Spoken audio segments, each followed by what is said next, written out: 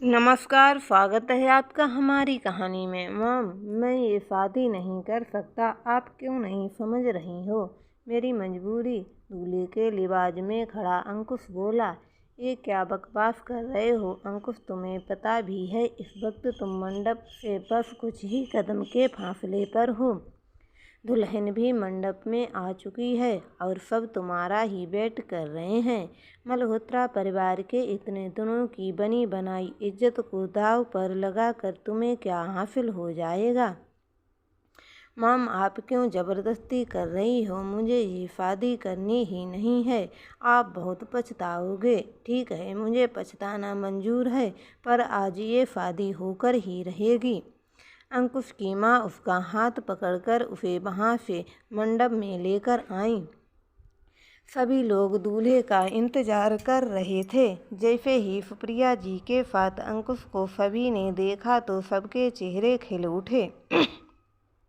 सुप्रिया जी मुस्कुराते हुए बोली, पंडित जी, ये रहा दूल्हा, आप मंत्र पढ़ना शुरू कीजिए। सुप्रिया जी की बातें सुनकर पंडित जी मंत्र पढ़ना शुरू किए और अंकुश को मंडप में आकर दुल्हन के पास बैठने के लिए बोले। अंकुश वहाँ से हिल भी नहीं रहा था, पर सुप्रिया जी उसका हाथ पकड़कर उसे मंडप में लाकर बैठाईं।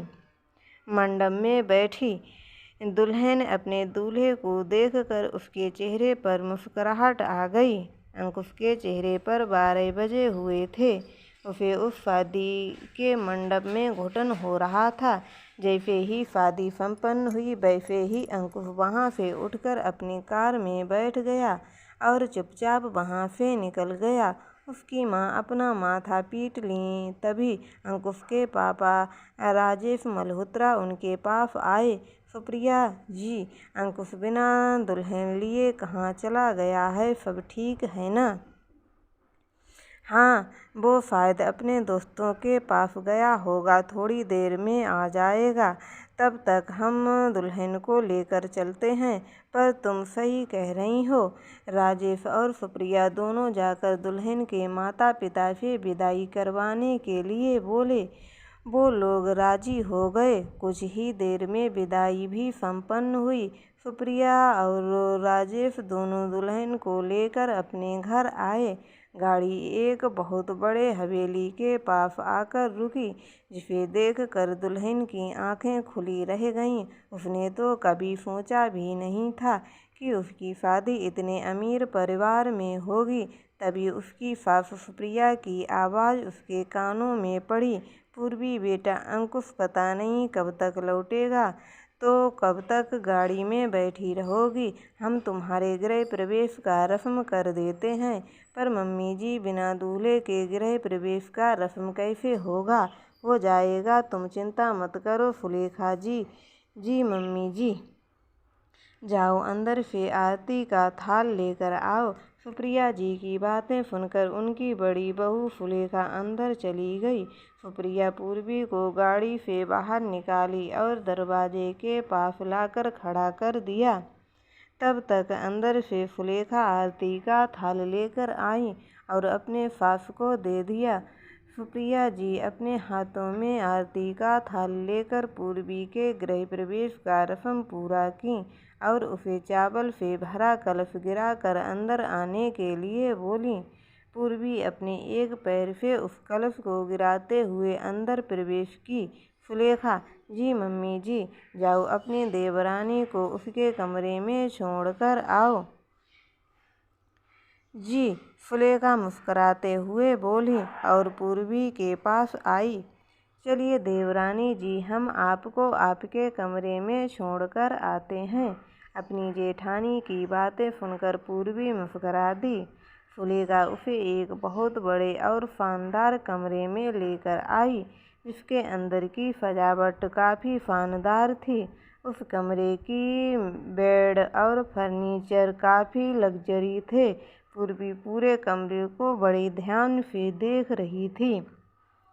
तभी सुलेखा मुस्कुराते हुए बोली, देवरानी जी, अगर आपको कुछ भी चाहिए हो तो बस इस रिंग को बजा दीजिएगा, सारी चीज़ें आपको सामने हाजिर हो जाएंगी। हैरानी से पूछी, वो कैसे दी? रुको मैं अभी दिखाती हूँ। सुलेखा जैसे ही उस रिंग को बजाई तभी वहाँ 4-5 नौकरानी हाजिर हो गईं।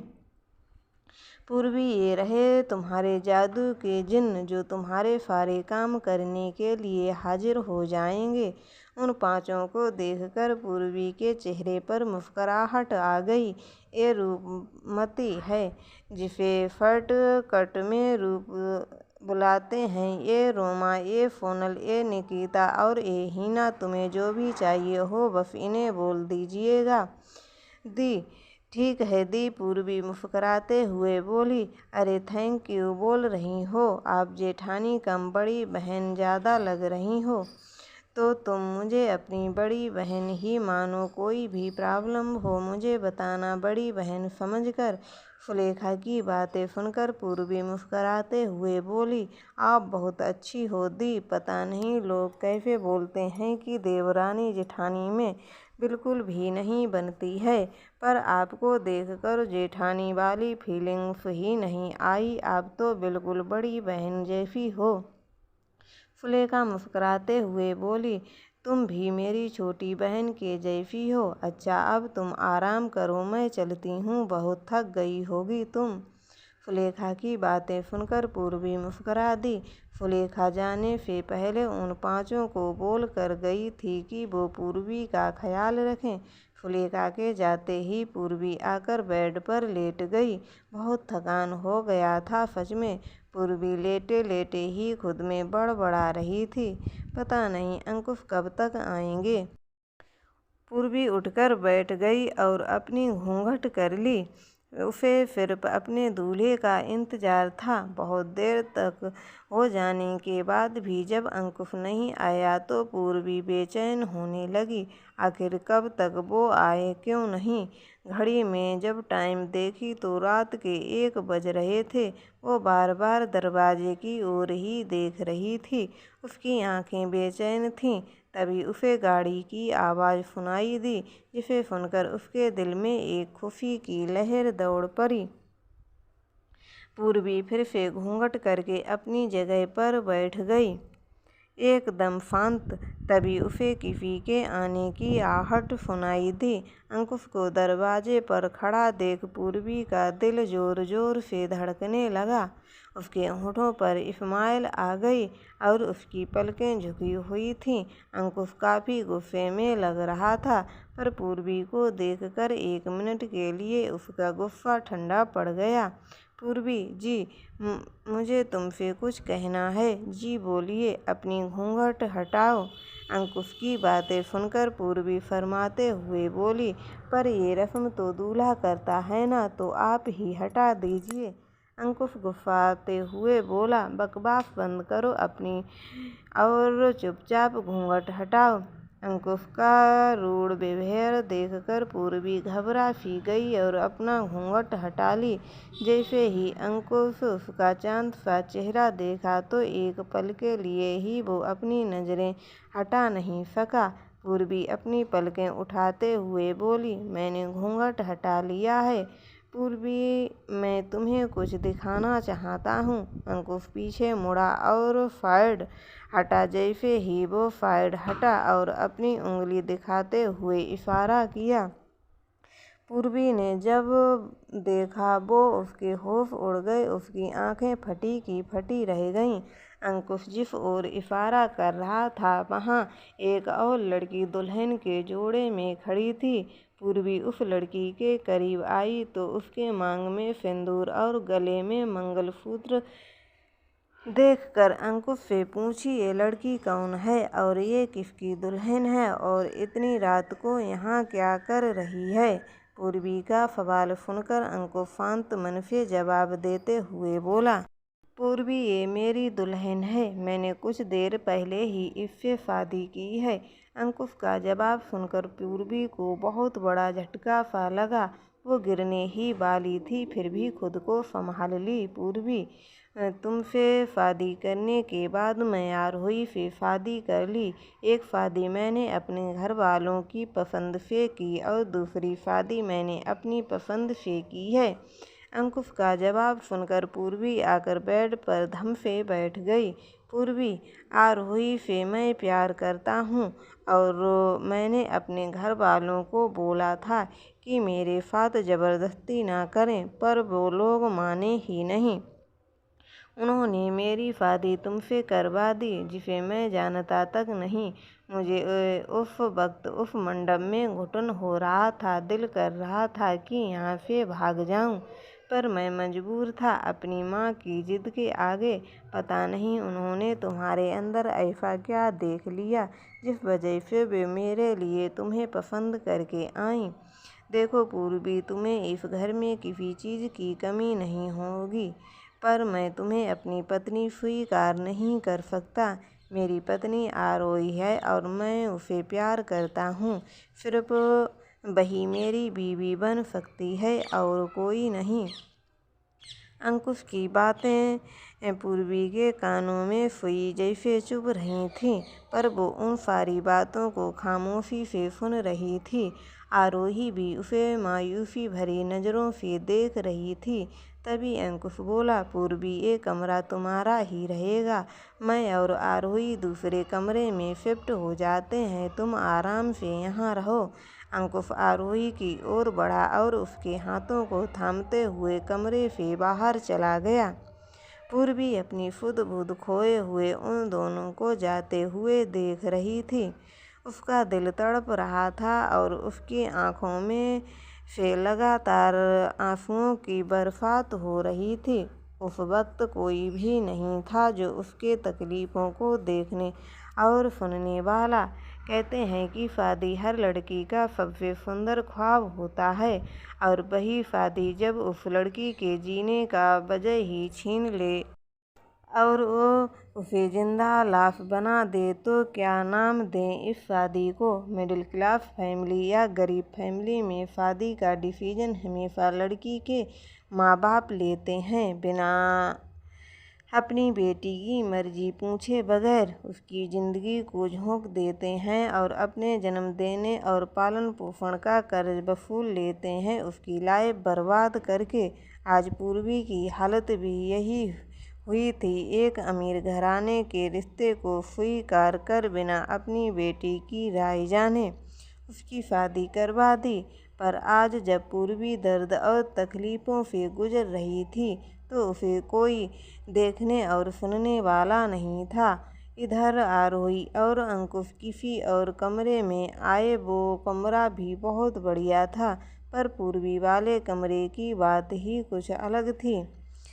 आरोही उस कमरे को देखते हुए बोली, अंकुश, हाँ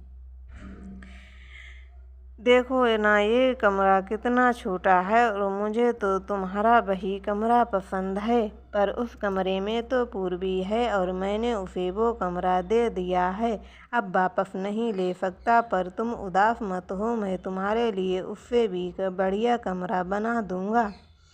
नहीं अंकुश, मुझे तो वही कमरा चाहिए। तुम पूर्वी से बात करके वो कमरा उससे ले लो ना। नहीं अंकुश मल्होत्रा इतना भी नीचे इंसान नहीं है जो दिए हुए चीज़ों को वापस मांग ले। अंकुश की बातें आरोही को अच्छा नहीं लगी तो वह मुंह फुलाकर आकर लेट गई। अंकुश भी दूसरी ओर मुंह करके लेट गया।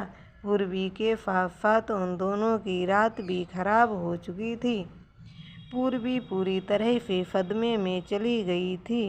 वो एकटक अपने कमरे की दीवार को निहार रही थी। नींद उसकी आंखों से कोसों दूर थी। सुबह हुई तो सबने हंसने खिलखिलाने की आवाज़ें कानों में पड़ रही थीं, पर पूर्वी अभी भी आधी मुँह लेटी हुई। कुछ देर बाद उसके कमरे में उसकी सास और जेठानी आईं। सभी अभी कमरे के बाहर ही थे। जैसे ही उन लोगों को दरवाज़ा को पुश किया तो दरवाज़ा अपने आप ही खुल गया। उन लोगों को थोड़ा हैरानी हुई। पूर्वी ने दरवाज़ा बंद नहीं किया था क्या? पता नहीं मम्मी जी, मैं तो उसे सब कुछ समझा कर गई थी। अच्छा चलो चल कर देखते हैं। वो दोनों जब तक अंदर आईं तो कमरे में अंधेरा था। सुलेखा जाकर कमरे की लाइट ऑन की तो जैसे ही उन दोनों की नज़र पूर्वी पर गई, वह हैरान रह गईं। सुप्रिया पूर्वी के पास आकर बोली, पूर्वी बेटा तुम ठीक तो हो ना? क्या हुआ, तू ऐसे क्यों लेटी है? अंकुश नहीं आया क्या? पूर्वी के कानों में उसकी सास की आ तो रही थी, पर वो आवाज़ देने के हालत में नहीं थी। पूर्वी की ओर से कोई जवाब ना पाकर सुप्रिया और सुलेखा दोनों बेचैन हो गईं। सुलेखा, देखना इसे क्या हो गया है, ये कुछ बोल क्यों नहीं रही है? मम्मी जी मैं देखती हूँ, आप घबराइए मत। सुलेखा उसके पास आई और प्यार से उसके माथे पर हाथ फेरते हुए बोली, पूर्वी तुम तो मुझे अपनी बड़ी बहन मानती हो ना? देखो बच्चा, तुम्हें जो परेशानी है उसे बता दो हमें, हम उसे जल्द से जल्द ठीक करेंगे। सुलेखा की बातों का भी उस पर कोई असर नहीं हो रहा था। तभी वो बोली, तुम अंकुश की वजह से परेशान हो ना? अंकुश के नाम जैसे ही उसके कानों में पड़ी वो जोर जोर से चीख पड़ी। उसे चीखता चिल्लाता देख वो दोनों घबरा उठी। पूर्वी अपने बालों को नोचने लगी और अपने गहने को खींच कर फेंकने लगी। उसके अपने कानों के झुमके को इतना जोर से खींचा कि दोनों कानों से खून बहने लगा। ये देखकर दोनों सास बहू के आंखों में आंसू बहने लगे और वो काफ़ी ज़्यादा घबरा उठी। पूर्वी बेटा, ये तू क्या कर रही है? क्यों खुद को चोट पहुंचा रही है? क्या गलती हो गई है हमसे? पर पूर्वी उन दोनों को बातों का कोई असर नहीं हो रहा था। पूर्वी अपने होठों पर लगी लिपस्टिक को अपने हाथों से पोंछ ली और गले से पहने नौलखे हार को जोर से खींचकर दूर फेंक दी, जिसे उसका गले पर भी खरोंच आ गया था। अपने हाथों में पहनी चूड़ियों को भी निकाल कर इधर उधर फेंक दी। अब उसके गले में केवल मंगलसूत्र और मांग में सिंदूर पोंछते हुए। तभी सुप्रिया उसका हाथ पकड़ ली और खींचकर एक जोरदार तमाचा उसके गालों पर जड़ दी। पूर्वी अपनी सास को एकटक देख ही रही थी। सुप्रिया जी की आंखें आंसुओं से भर उठी थीं। वो चिल्लाते हुए बोली, पागल हो गई है तू? रात कल तेरी शादी हुई, आज तू अपनी सिंदूर पोंछ रही है? अरे अपने पति को जिंदा रहते हुए तू इसके नाम का सिंदूर पोंछ रही है? तुझसे बदनसीब और कौन हो सकता है? अपनी सास की बातों का कोई जवाब नहीं दी और जोर जोर से हंसने लगी। उसे पागलों की तरह हंसता देख सुलेखा बोली, मम्मी जी प्लीज शांत हो जाइए। आप पूर्वी को अच्छे से जानती हैं कि वो ऐसी लड़की बिल्कुल भी नहीं है। उसे ज़्यादा रिश्ते को निभाने और समझने वाली दूसरी कोई हो ही नहीं सकती। ज़रूर कोई बहुत बड़ी बात है जिसकी वजह से पूर्वी की ये हालत हो गई है। आप जाकर अंकुश को ढूंढिए, अब सच वही बता सकता है। सुलेखा की बातें सुनकर सुप्रिया वहाँ से बाहर चली गई और तुरंत वो अंकुश को कॉल लगाई, पर अंकुश की तरफ से कोई रिस्पॉन्स नहीं मिला। 3-4 बार कॉल लगाने के बाद फाइनली अंकुश ने कॉल उठा लिया। हाँ माम बोलिए, इतनी सुबह सुबह क्यों कॉल कर रही है? तू है कहाँ? अभी के अभी मेरे सामने आ। पर बात क्या है, पहले तू आकर मिल मुझसे। ओके मॉम, मैं आता हूँ कहकर वो कॉल कट कर दिया। अंकुश की आवाज़ से आरोही भी जाग गई और उसने हैरानी से अंकुश को देखते हुए पूछा, क्या हुआ? इतनी सुबह सुबह किसका कॉल आया है? माम की कॉल थी, बुलाया है मुझे। लगता है उसने तुम्हारी माँ को सब कुछ बता दिया है, तभी तो वो इतनी सुबह सुबह हमें बुला रही हैं। पता नहीं, खैर मैं मॉम से मिलकर आता हूँ। मैं भी चलती हूँ तुम्हारे साथ। नहीं, तुम यहीं रहो। नहीं अंकुश, मैं भी चलूँगी। सच सबको पता चलनी चाहिए, ठीक है चलो। अंकुश और आरोही दोनों कमरे से बाहर आ गए। तभी सभी लोग आरोही को हैरानी से देख रहे थे। सुप्रिया गुस्से से बोली, अंकुश ये लड़की कौन है और इतनी सुबह सुबह तुम्हारे साथ क्या कर रही है? अपनी मॉम को गुस्से में देखकर अंकुश एक पल के लिए डर गया और उसकी नज़रें झुक गईं। अंकुश की ओर से कोई जवाब ना पाकर सुप्रिया और भी ज़्यादा भड़क उठी। अंकुश, मैं तुमसे कुछ पूछ रही हूँ, जवाब दो। अंकुश बोला, मॉम, ये मेरी पत्नी है, मैंने कल रात ही इससे शादी की है। अंकुश का जवाब सुनकर सबके होश उड़ गए। उसकी भाभी, बड़ा भाई, दादी, बहन, पापा और उसकी माँ सभी उसे खा जाने वाली नज़रों से देख रहे थे। सुप्रिया खींचकर एक जोरदार तमाचा उसके गालों पर जड़ दी। ये देखकर आरोही हैरान थी। अगर ये तेरी बीवी है तो वो कौन है जो अगर अंदर जिंदा लाश बनकर पड़ी है? एक बार भी नहीं सोचा तूने उसके बारे में? देख जाकर क्या हालत है उसकी। अपनी माँ की बातें सुनकर अंकुश कोई जवाब नहीं दिया। तू कब से इतना स्वार्थी बन गया है जो अपनी खुशी के लिए एक लड़की की ज़िंदगी बर्बाद कर दी? और कुछ तो शर्म करना चाहिए था तुझे। तभी सुप्रिया आरोही की बाहें पकड़ते हुए बोली, और तू कैसी औरत है रे, जो एक औरत होकर दूसरी औरत का घर उजाड़ने चली आई? तू तो एक औरत की तकलीफ़ें समझती है ना? या तू कहूँ कि तू एक औरत कहलाने के लायक भी नहीं है। तेरे माँ बाप ने तुझे अच्छे संस्कार दिए होते तो शायद तू दूसरों की दुख और दर्द तकलीफ़ों को समझती, इतनी निर्लज्ज और बेहया नहीं बनती। सुलेखा की आरोही को गुस्से भरी नज़रों को देखते हुए बोली, रहने दीजिए मम्मी जी, कुछ लोग काफ़ी बेशर्म होते हैं, इन्हें समझाने का कोई फ़ायदा नहीं। ये जब अपनी माँ बाप की नहीं हुई तो हम और आप क्या हैं? सुलेखा, ये लड़की हमारे कमरे में नहीं रह सकती। मैं इसे अपनी बहू नहीं मानती। ये शादी ही इलीगल है। मम्मी जी, मुझे लगता है कि हमें पूर्वी को फैसला करने देना चाहिए। तो दोस्तों, आपको हमारी ये कहानी कैसी लगी हमें कमेंट में ज़रूर बताएं एवं हमारे चैनल को सब्सक्राइब ज़रूर करें। धन्यवाद।